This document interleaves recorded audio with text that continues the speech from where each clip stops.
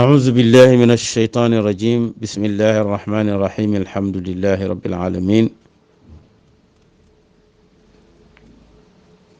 والصلاة والسلام على من أرسل رحمة للعالمين سيدنا ومولانا محمد وعلى آله الغر الميامين ورضي الله عن الصحابة أجمعين ورضي الله عن شيخنا التجاني وعن جميع خلفائه وأهل طريقته.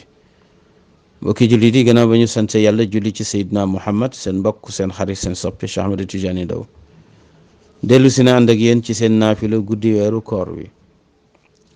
tey ñu indi leen guddi fukkeel geeg juróom-ñeent 19e guddi. naafila bi nag juróom benni rakkaa la moom guddi fukkeel beeg juróom-ñeent juróom benni rakkaa ngay naafila muy ñetti sëlmal.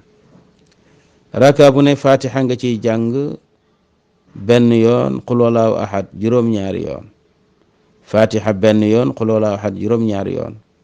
soo ko jullee nii juróom benni raka yi dégg nga daañu la jox yoolu dégg nga ajjana ci julli googu.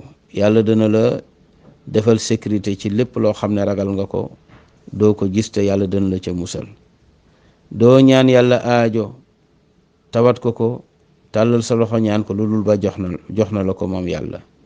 seytaane daf lay daw nag ndax dootu la ñeme te ci ngëm yàlla ngay dee te da nga dugg àjjana bokk ci premier mbooloo ma nga xam ne ñooy dugg aljanna.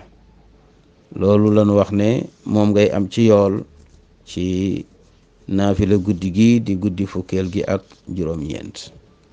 أقول قولي هذا وأستغفر الله لي ولكم والسلام عليكم ورحمة الله وبركاته.